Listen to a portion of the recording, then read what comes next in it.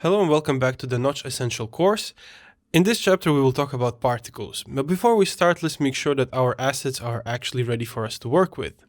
I see that these two videos needs relinking, so I'm going to go for Find Missing Resources property and I'm going to find them in my Windows file structure. Okay, I think now we're good to go. We're going to start with the first layer, the blank, and we're going to talk about a basic particle setup. So the basic particle setup consists of 4 nodes. First of all, we need a root. And as you notice, there's quite a few of them to choose from. So in this case, we're going to go for particle root. We're going to connect that to the root of the scene. Now, particle root will be responsible for basic rendering properties of particles.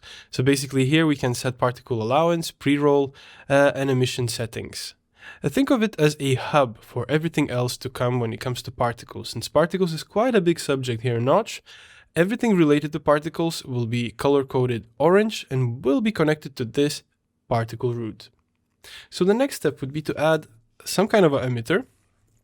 And again, if I type in emitter, I'll see that there's quite a few to choose from. The one we want now is a primitive emitter and a renderer. So out of all the selections we have here, I'm going to go for point renderer. If I hit space, I see my particles already spawning and working. Let's focus on these 2 nodes and let's talk about their properties and variables.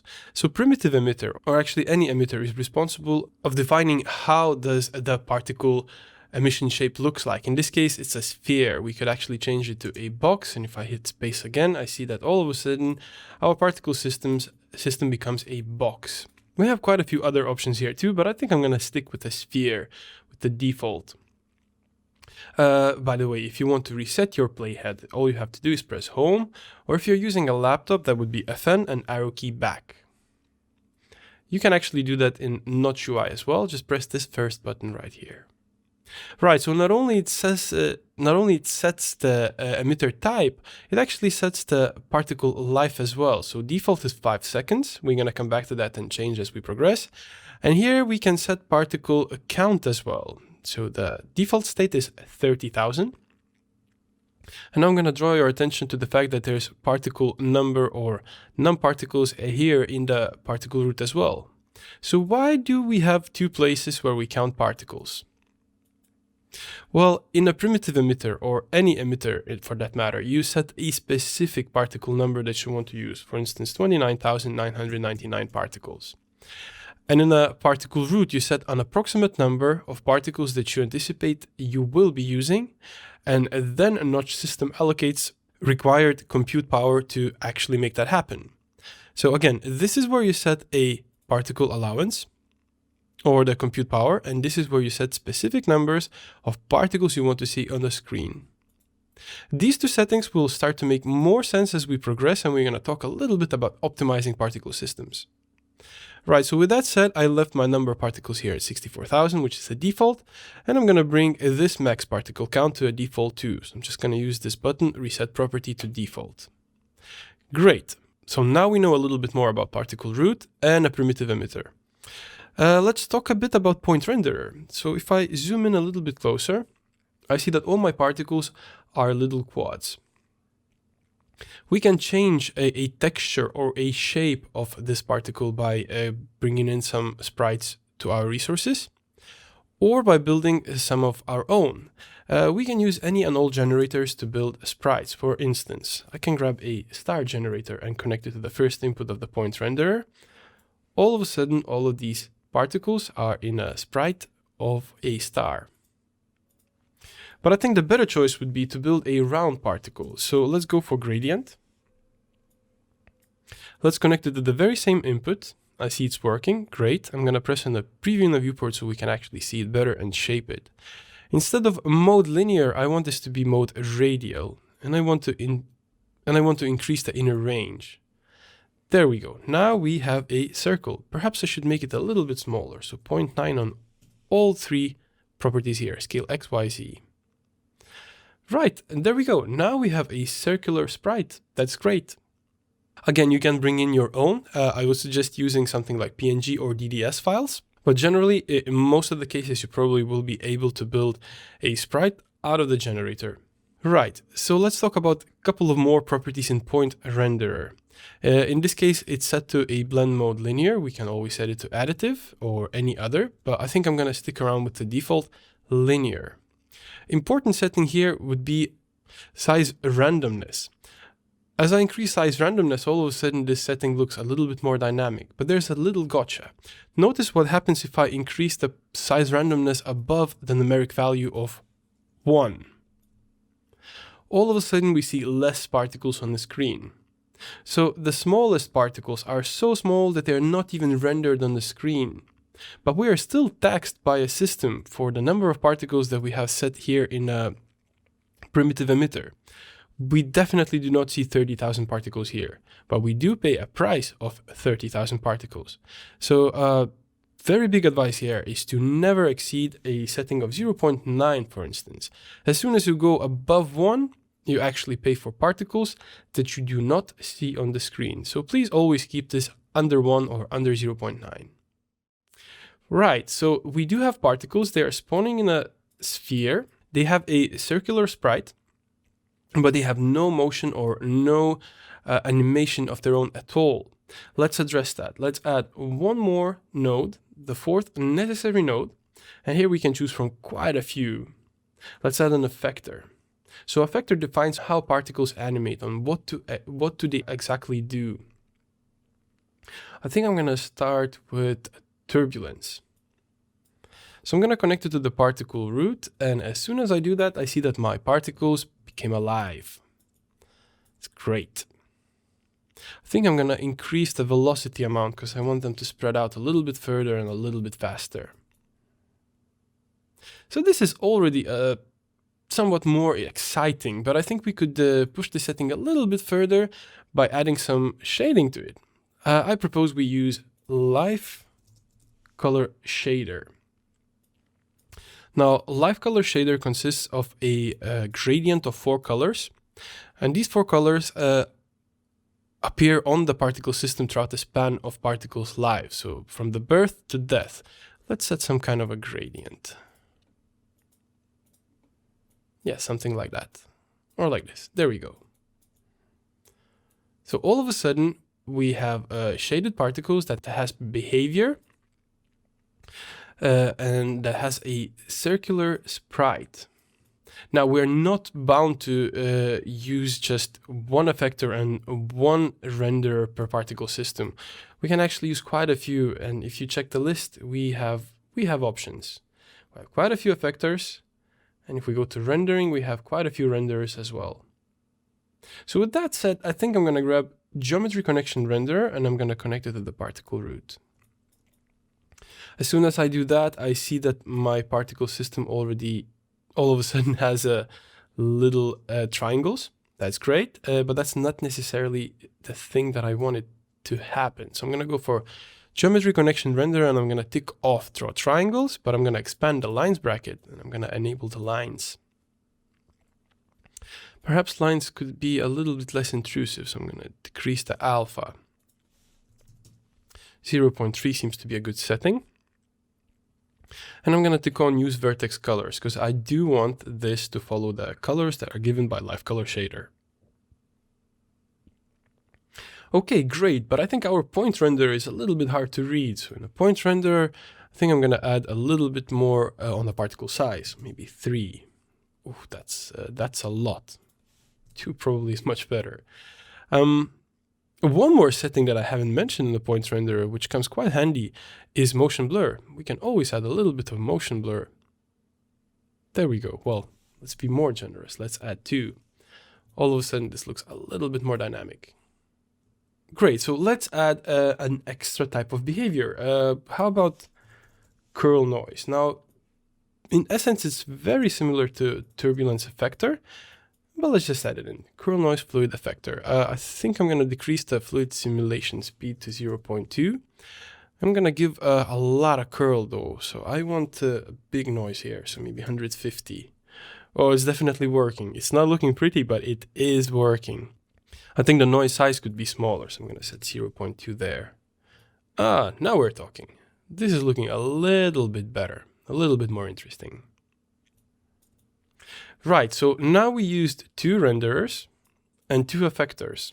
Although we do have only one primitive emitter, we actually can have several emitters. I'm just gonna grab a new one. So I'm typing primitive. There it is, a primitive emitter.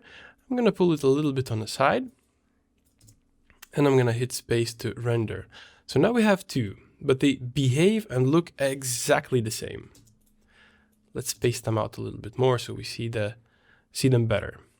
Well, we can address how they look and how they behave separately. We're not obliged to connect all the particle-related things just to the particle root. We can actually connect them to the emitters as well. And I'm going to explain you why would you want to connect specific renderers and specific effectors to specific emitters in a second. Let's just split the looks and behaviors first. I think I'm going to give geometry connection renderer to this first one. There we go. And I think I'm going to give the point renderer to the second one. So one of the emitters now is expressed with the lines and the other one is expressed with dots. All of a sudden they start to look a little bit different. Actually, if we grab the live color shader and add it to one, copy it out and add it then to the second one, but add another type of gradient, they will start to look reasonably different. So now they do look different, but they still behave quite the same. So I'm going to split the effectors too. So turbulence will go to the first primitive emitter and the curl noise will go to the second one. So I mentioned that I'm going to explain why is it handy sometimes to connect specific effectors and renderers to emitters. Well, I think I can showcase that. I'm going to grab the curl noise fluid effector. I'm going to make the radius of it quite small. Let's say 2. That's small enough. Or actually, that's too small. Maybe something like 3.5. Yeah, that's going to work.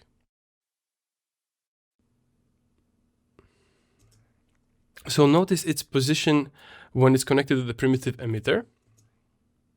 And now notice how the position changes when I connect it to the particle root.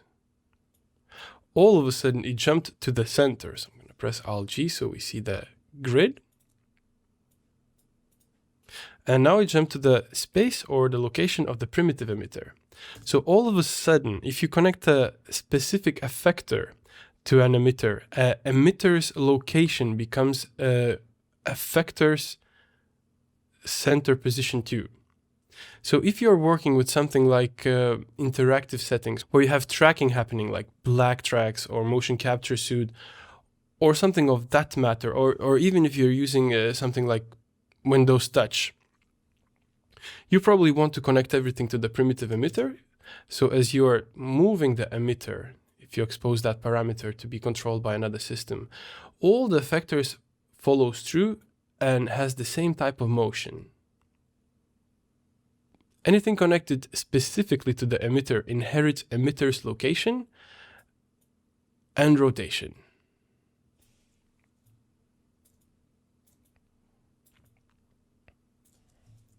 Right, I think now I'm going to make this a little bit more readable. I think it's hard to understand what's going on when all the lines are intersecting and overlapping. Okay, let's talk about useful tips. In this case, we have 2 emitters. Both of them are drawing 30,000 particles. That's great. In the particle root, we have allowance of 64. So there's plenty to go around, but look what happens if I reduce the particle numbers here in the root. All of a sudden, one of the particle systems has just less to go about. This one is fully 30,000 and this one has only a couple of thousand to go about. When you're building your systems and if you're using several emitters, or if you bump the emitter numbers of the particle, or if you bump the particle numbers in a specific emitter to a bigger number than a default given in the particle root, always make sure to flush those numbers out. So if it's 30,000 here, 30,000 here, I definitely need 64,000 to have an equal amount of particles on both. Again, this is where we set the allowance. Compute power, this is where we set the exact number of particles we want to use. So, handy tips and tricks. If you want to use some kind of a post effect here, very likely you already have your eyes on glow because Particle systems has to glow. That's a law. You add the glow and it's all working, it's all fine, and all of a sudden you add something like shape 3D, and the shape 3D is actually glowing as well. But what if you want to make sure that the shape 3D is not affected by the glow and it's only particles that are glowing? Well, then you have to split the rendering paths. You can do that with render layer node. So anything connected via render layer has a separate rendering path. Let me showcase that. So I'm going to disconnect the glow now, and I'm going to disconnect the particle system from the root. I'm going to connect the render layer, and from render layer, I'm going to connect particle root. There we go. Now I can connect the glow to the render layer as well, and all of a sudden, it's only particles that has this glow effect, because all of a sudden we split the render paths. There is no limit on how many render layers you can use, but just be aware that render layers introduces a little bit more compute to your GPU. So I would suggest to keep the numbers of render layers modest. Otherwise, you will see a significant decrease in your performance. Another thing that I want to mention about render layer is the fact that it has different blend modes. In this case, I'm not necessarily happy with this blend mode, which is blend with alpha channel. I think I want something else. I think blend with luminance as alpha works for me much better here. So just be aware, you can actually pick and choose any and all available blend mode here. I'm going to mention another handy tip. For instance, you build your particle system, it's looking quite nice, your customer is rather happy, but then at some point your art director or that very customer comes back and says, this is great, can it be 5 times slower? And then you're stressed out thinking, oh God, I will have to slow down every single effector, it will change the way the systems behave, this is not going to work out. Well, fear not, our development actually took care of us here. We have a node called time stretch. So if I connect anything via time stretch, and if it's a generative thing, build a notch, all of a sudden I have an overall control of time. So if your customer says, I want it slower, no problem whatsoever. You can slow it down using time stretch. Right, so I think I'm going to leave you guys to explore further the different effectors and different renderers, as there's plenty to choose from. And I think you should be familiar with quite a few of them, to be honest. There is no shortcut in learning what do they do and how do they behave. It's literally all about dragging it in, connecting it to the particle root or a primitive emitter of your choice, and seeing what it does and seeing how you can tweak it out to your liking. All right, see you in the next workshop. Welcome back to the particle chapter. Since we're done with the basics, I think we can move on to something a little bit more exciting. So I'm going to draw our attention to the third layer, geometry-based particle systems. So this is more or less what we are going to build next. And trust me, it doesn't require that great many nodes to achieve this look. Right, let's get started. I'm going to make a new layer and I'm going to call this geometry particles.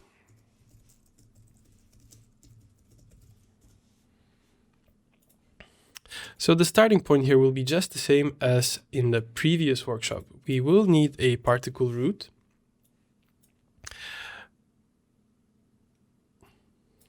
And we're going to need some kind of an emitter. So in this case, we're going to go for the very same primitive emitter. We will need a renderer, but instead of point renderer or geometry connection renderer as we've used previously, we're going to go for trail renderer. There we go. Now, mind you, don't grab the trail emitter, grab the trail renderer. They're quite similar, but they fulfill very different tasks. Cool, we have 3 main nodes in the scene. Let's start animating. Well, look at that. I started playback, but nothing is happening. Well, there's a good reason why nothing is happening. Trail renderer does not draw trails unless it actually sees some kind of a motion path. So motion path would be given by any and all of the effectors. So for this setup to actually run, we need some kind of an effector. I think the first one we're going to add here will be curl noise fluid effector. There we go. As soon as we add that, we see the trails. Great. Let's make some changes to the curl noise fluid effector. I think we don't need that much of speed here, so maybe 0.17 on speed value. I think it would be nice to have quite a bit of curl, so let's just put some insane number like 300. It is working. It looks horrid though. Let's fix that. I think if we drop now the noise size to something reasonably small, this will start to look quite nicer. There we go. This is much, much better. In fact, I think we can add one more effector to make this a little bit more exciting. How about turbulence? We are all familiar with both of them now. So turbulence effector, I'm going to connect it to the particle root. And let's change some values here as well. I think velocity could be bigger, so maybe 13.5. Radius, however, could be smaller, so maybe 4. Yeah, I think I'm going to leave it at that. To be honest, I think we have too great many particles in this scene. Since we're going to be translating this all to geometry, first thing we should do, we should make sure that we are using less particles. In the primitive emitter, we have a max particle count property. I'm going to drop that down to something like 8,000. I'm hitting home to reset the playhead. Yep, that looks a little bit more reasonable, a little bit more down to earth. Okay, so we do have some behavior. We have a renderer and we have an emitter. In fact, in emitter, we could expand the particle life to 8 seconds instead, so that they just decay for a bit longer. They stay on the screen. They stay with us on the screen a little bit longer. Great. So how do we translate all of this to the actual geometry? Well, in a trail renderer, we have a property called primitive type. So default is thick lines. Let's change it to extruded geometry. As soon as we change it to extruded geometry, we actually have a 3D object available here. So all of these lines all of a sudden are in 3D. Great. Although there's one problem. I think it's very hard to read what's going on because it's so super flat lit. I think we need to make some changes here. We need to add some lighting. I'm going to go for skylight. Now, before I connect it to the root, I have to make sure about a couple of things. First of all, it's going to be very expensive on my GPU. So I'm going to reduce the num sample directions to something more appropriate, 50, or actually 20. Now I can connect it to the root. I did connect it to the root, but it's still hashed out red. There's a good reason why it's hashed out red, because in the root node, I definitely have to enable deferred rendering so that a computer would know, so that Notch would know that it has to up its game and do some extra computations. I'm gonna enable the high dynamic range too, and I'm gonna preview how things looks now. Well, I think this is a little bit more exciting. This is way better.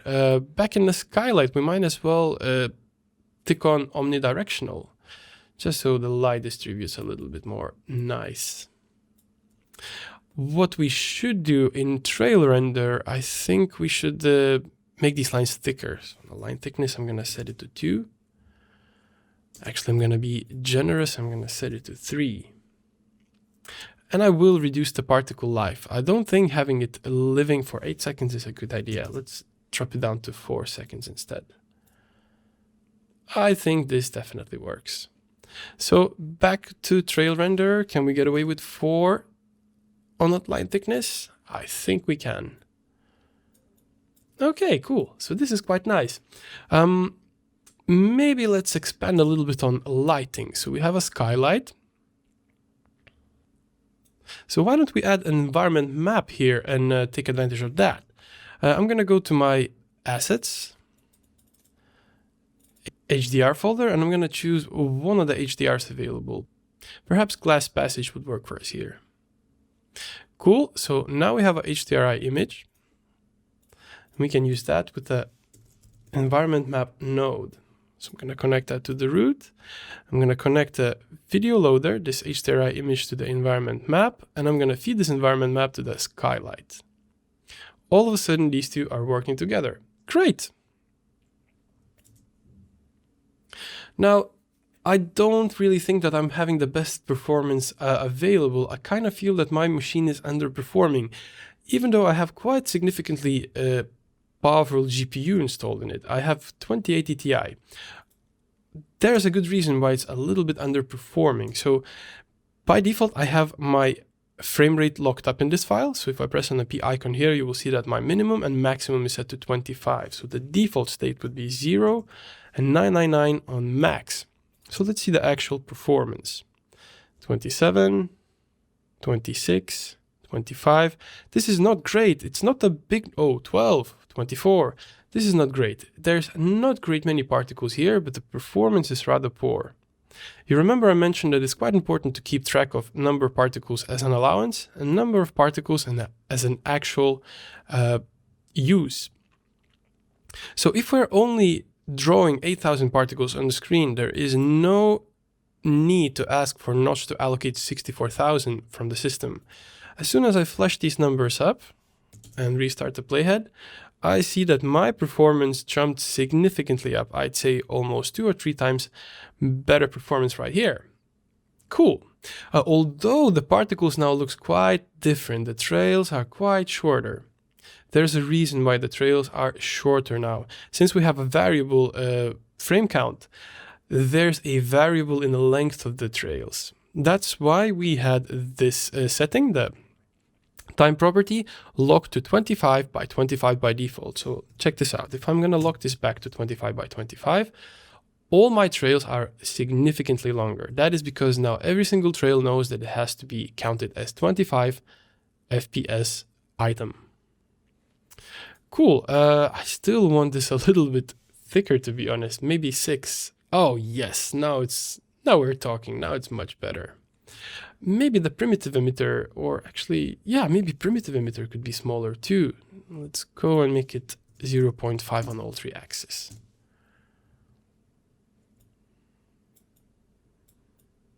I don't think this actually made it better. I'm going to bring it back to 1 by 1 by 1.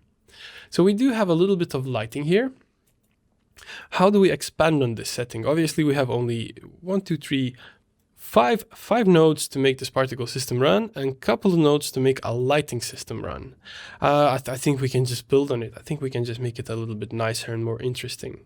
I think I'm going to reduce the brightness of skylight. And I'm going to add some regular light. So light, let's connect it to the root. I see it come into the center of the graph. I definitely want this to drop a little bit of a shadow. Oof, what a harsh shadow it is. I'm just going to make sure that it's a bit softer. Let's add some drama. Let's put this downwards. Let's give it a color, maybe a bit warmer color. Let's make a copy of this light. Connect it to the root. Let's bring it to the other side. So up and around. And let's rotate that. Let's pivot it downwards. Maybe a bit higher up. This will be a cold light. Okay, now we have a little bit more drama going on in this shot. That's good. What else can we do to make this visually appealing and interesting? I think we can come back to the trail renderer and change some settings here. Perhaps we should go for length, and length should be just 1. Let's see how that looks. I actually like this a little bit better, especially if I was to come back to the live setting and yet again expand it a little bit. How would that look? We're talking particles. This is literally changing a setting and seeing how it behaves, and changing a setting again and again and again and again. That's pretty much the whole workflow. You just tweak things, and lucky for us, you actually see them on the screen live. Okay, I think I know what's missing here. I think this whole setting is a little bit too spastic. We've spoken about time stretch. Let's use time stretch. Let's slow things down. Let's mellow things down a little bit. So time stretch to particles. Let's drop the time a little bit. Let's restart the playhead. Ah, look at that. This is much better now. This is much, much more interesting now. It's in the primitive emitter. We have 6 seconds of live. What if we had it shorter then?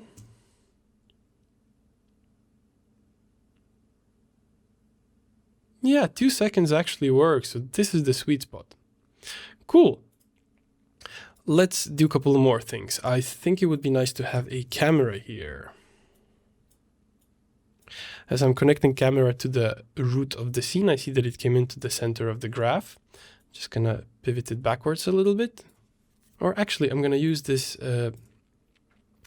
property called camera options set to current view. So I'm just gonna find the position that I like. Perhaps this, and I'm gonna click on camera options set to current view.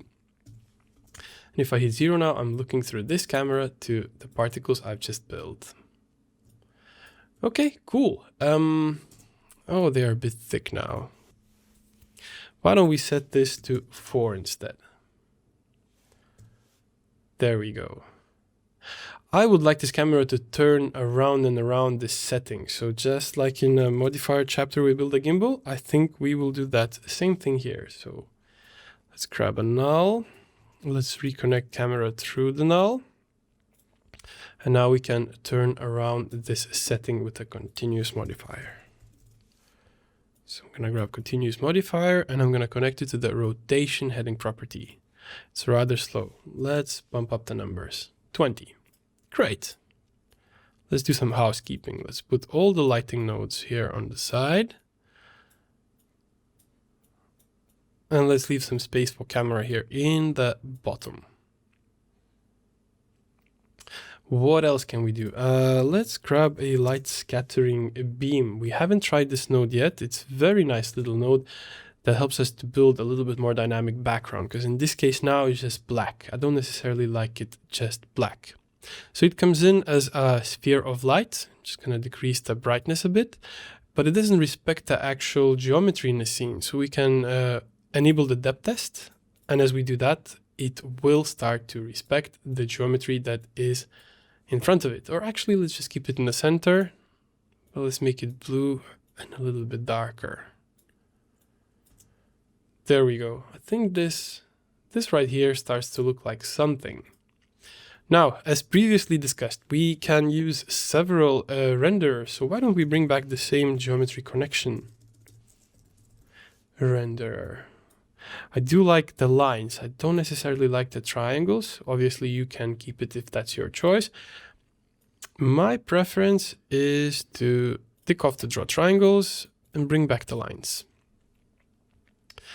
There we go. Those lines are a bit thick. I'm going to reduce the alpha and it's not going to be that thick anymore.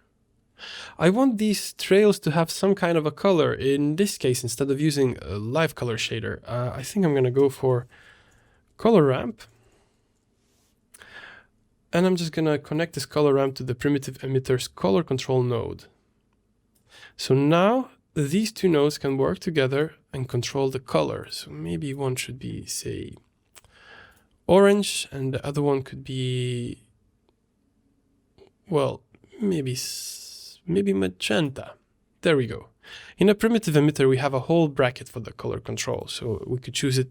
We could choose to go for input control, for input color, or emission time. I think I'm gonna go for emission time. How would it look with a random color? Yeah, let's keep it to random color. So now if I come back to the geometry connection renderer, I can tick on use vertex colors. And since we colored the emitter, we actually can tick that on and it will work. Now we're using vertex colors. Maybe we should add a point renderer to this setting.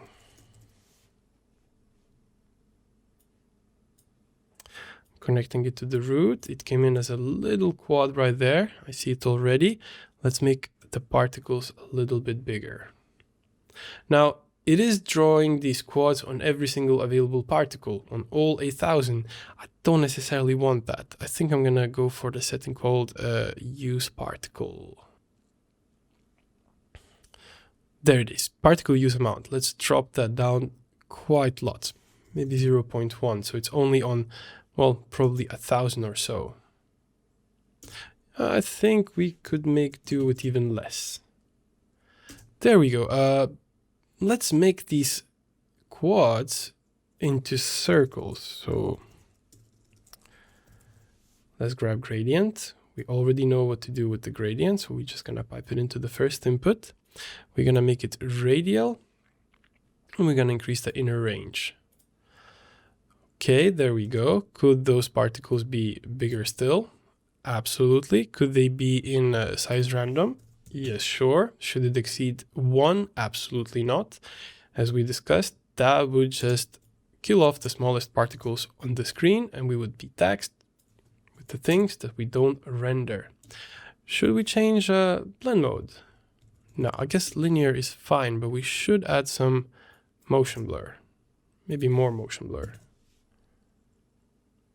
It's a little bit hard to read motion blur when everything is so slow. So maybe 5. Yeah, there we go.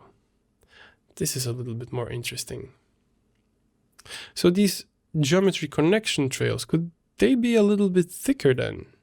I don't think that lines alpha setting is actually making a big change for me now. I think I'm going to tick on thick lines. And now I have a setting that I can use, so thick line width. So let's just make it a little bit thicker. Not too much, just a little bit.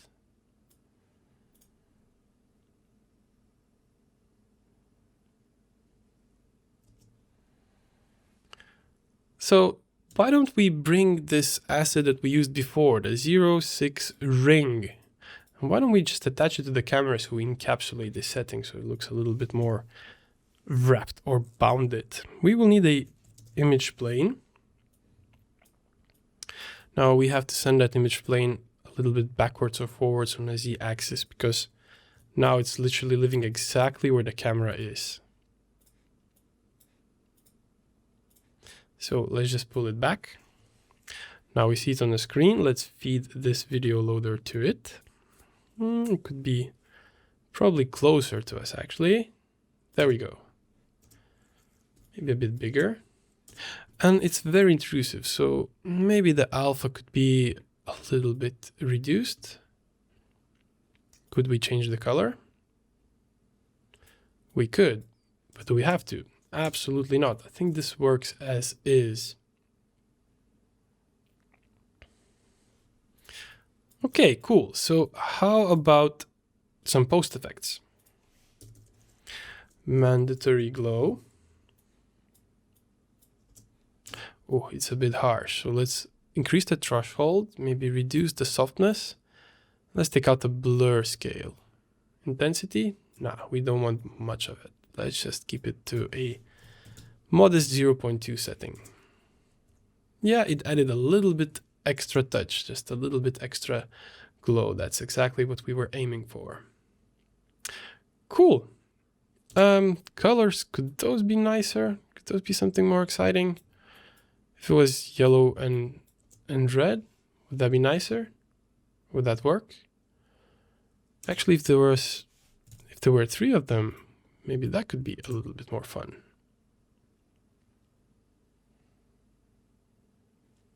I know, it's our environment map, and it gives a very specific shade of blue. So if now I come back to my available assets, HDRIs, and I just bring them all in, because why not? I'm gonna cycle through and choose some other one that hopefully will fit this better. Yeah, I think this looks nicer. And in fact, I can even bring some colorlets, because I do have some of them available in assets. Well, I can grab any from the available list, connect it to, say, camera, and just cycle through and find the one that works best for me here. I think I'm going to stick with Brandon. Maybe it shouldn't be so powerful, maybe just 0.5 on that setting. But yeah, we're getting there.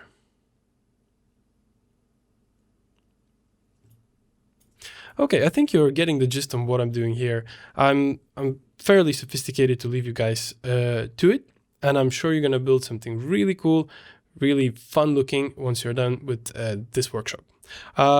In the meantime, I'm going to prepare for the next one, so see you there when you're ready.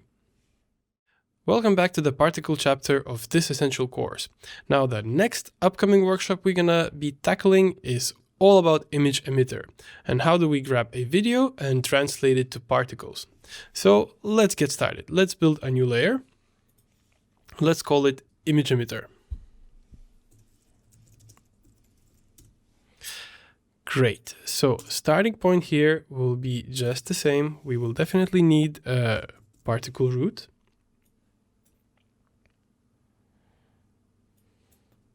But instead of using a primitive emitter, we will use image emitter. Now notice that field system and particle system have image emitters. It's very important to follow the correct color codes. In this case, we're going for the orange one. It came in hashed out red. That's all fine. That's exactly how it should be. So we're going to connect it to the root now. We're going to add one more node before we go for video processing, and that's point renderer, as we definitely need some kind of a renderer just to see what's going on and how do the particles look. Right, so our particle setup, initial setup, is actually complete. Let's talk a little bit more about image emitter and why is it hashed out red. Well, as you see, the first input here is marked up gold, and it's stating that it's required. And that required input or extra node in this case is video. So I'm going to grab this base video. We are all familiar with it now. We worked with it in the video processing chapter 2. So I'm going to plug it up straight to the first input. There we are. We are rendering a video to a particle setup. Although these particles are not necessarily following the video, so I think that's exactly what we should address next. So in order for particles to follow the motion of the video, we need two extra nodes. So we need downsampling, so downsample node, and optical flow. Now, we could connect video loader straight to the optical flow, and optical flow would fulfill its task, but optical flow as a tool doesn't require HD signal. So we can easily downsample it before we send it to optical flow. So let's just do that. From the video loader, I'm going to connect it to the downsampling. By default, it's set to iteration 1, and all of a sudden I see that I have a hint that now my video is 960 on 540 resolution. We can actually preview as we change the resolution.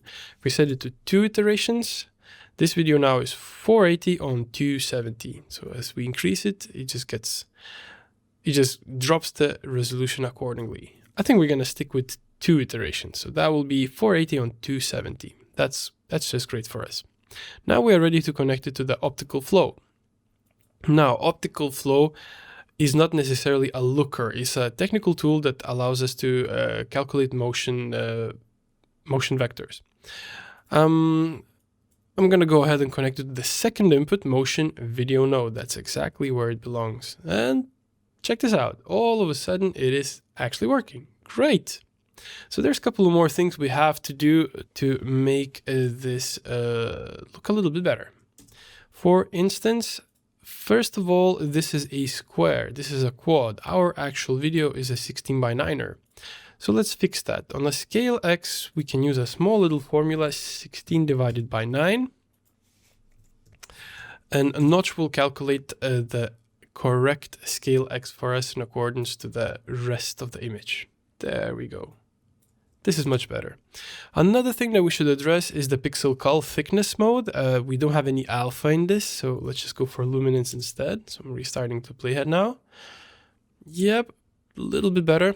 And we have alpha threshold property. So alpha threshold just kills the darkest particles. I think we could easily set it to 0.2. Because as we are moving about, there is this shot right here on the side. So it's literally just a gray wall behind the musician, and we just don't want to see that at all. So that's why I increased the alpha threshold. I think it's still a little bit hard to read what's going on, so I'm going to increase the particle numbers here. My particle allowance is 64,000, and the image emitter is drawing only 30,000. So I'm going to match up the numbers. I'm going to set it to 64,000. Yeah, the image became a little bit richer. Actually, we could probably bump up the threshold a little bit more because we still have these gray particles there. How about 0.3? Yeah, we definitely have less of them there. That's great. Okay, so system-wise, this is actually working. We probably can tweak out the settings a little bit more later, but now we should address the point renderer. It doesn't really look nice with those squares here, does it? So let's grab a gradient and let's build a circular sprite. So I'm setting it to radial. Or in fact, let's change things up. I'm going to delete this gradient, and I know that I have a circle.dds sprite available for me in resources. Now, I got this sprite from documents, notch sample project, sample resources. So these are a couple of handy little assets that you might find useful in your day-to-day notch use. Cool. I think I'm going to introduce a little bit of size randomness, so 0.9 there. Great. One issue though, we have quite a few particles sticking on the edges of this setting. That's not necessarily good. We're just rendering particles for no reason basically. So we can fix that with an extra effector, and that extra effector is killbox. So killbox effector, I'm going to connect it to the root. See, it's working. I'm going to apply the same formula so that this would become 16 by 9 as well. And look at that. It does exactly the opposite of what we needed to do. So we can just change the kill operation from, kill mode from inside to outside. And yep, that pretty much fixes it. Looks much better now. Another thing that I would like to address is the fact that we're in 3D space, but we are looking into a 2D image. So I think having camera, I'm hitting 0 now, would actually help here. So I'm just going to pan out till I fill the whole screen, and I'll just keep this camera straight forward. So we just make sure that this is filling the whole available canvas. There we go. All right, so this is the basic setting. This is the basic core setup. We can just push it a little bit further and make it nicer. I'd say maybe we add a bit more of renderers. Our best friend geometry connection renderer. How would that look here? Not great, not fantastic, I'd say. Again, the triangles, I'm just not a big fan of these triangles. I'm gonna take that off, but I'm gonna definitely enable lines, click on use vertex colors, and I'm gonna make these lines a little bit less visible with the lines alpha property, 0.3 for instance. In fact, there's a particle use amount. We could drop that, so we could just use less particles, for instance. That could be nice. I think this is actually nice. I think it works. This setting right here still lacks readability. Now, we all know perfectly well how this basis looks, but your customer or your talent might come back to you and say like, yes, this is beautiful, but I just cannot see myself here. Can you make something so that I could be easier for people to see my face and my base and so on and so forth? Well, actually, we can do that. We can add readability by perhaps introducing some edge detect, so we just see the outlines. So for that, we would use an image plane. And we would have to decide, should we render this image plane in front of the particle setting or behind? Stacking order still applies. It's just the same prominent thing as in the video processing chapter or any other. So I'm gonna put it in the back. I actually want this in the back. Now we could connect the video loader straight to the image plane. But if we want to add this edge detect, we would then have to add it either on the whole scene via root or the whole processing chain via video loader. So instead of that, I want to establish a separate line. So I'm going to put a video null, and I'm going to add that edge detect on the video null. So I'm adding a video null. There we go. And I'm going to add edge detect exactly on that video null. There's a little issue here. I see that my plane it's still a quad. So if I unhook it, you will see as well that it's still a quad. There's two ways to fix it. We can set the same formula, 16 divided by 9 on the scale x, or we can use aspect-based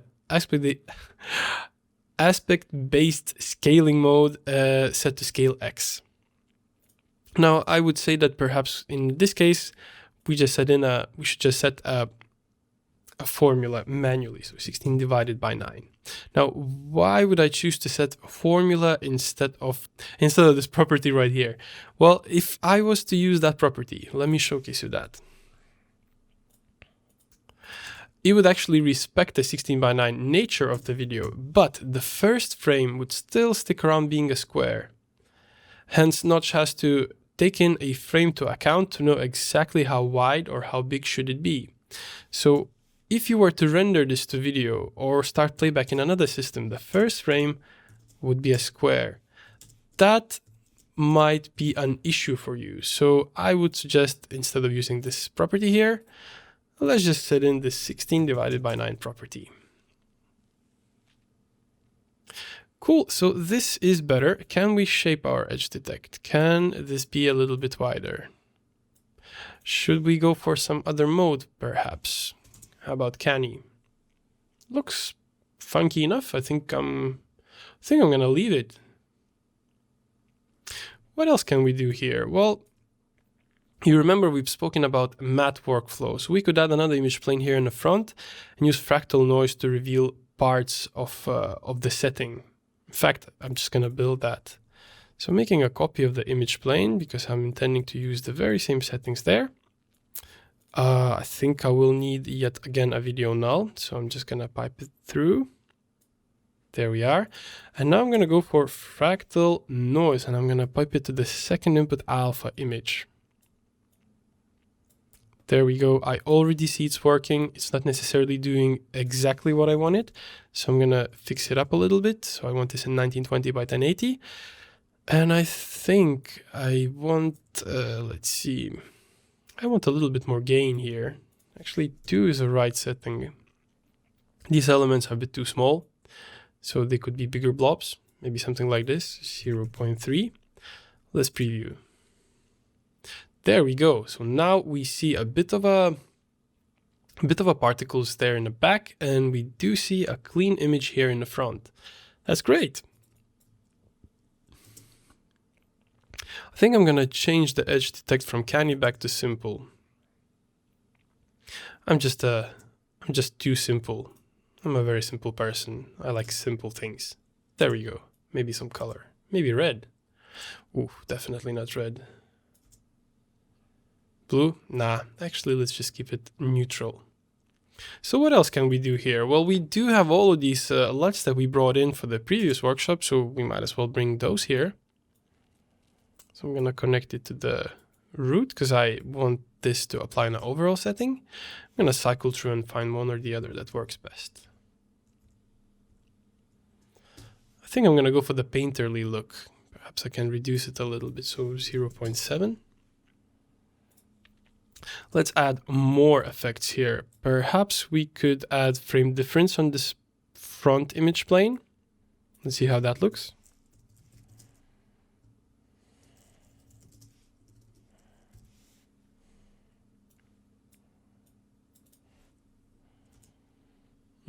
This could have 25 frames and a different blend mode.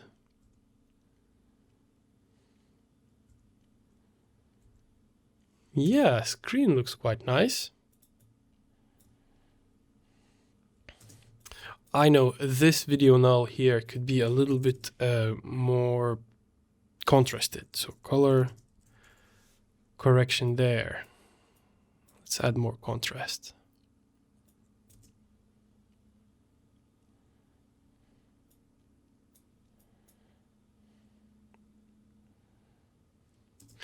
What if we went for something really outlandish? Recolor. I don't think we used this post effect just yet, and I'm quite keen to show you guys how to use it. So recolor doesn't really do much on its own. It requires a source image.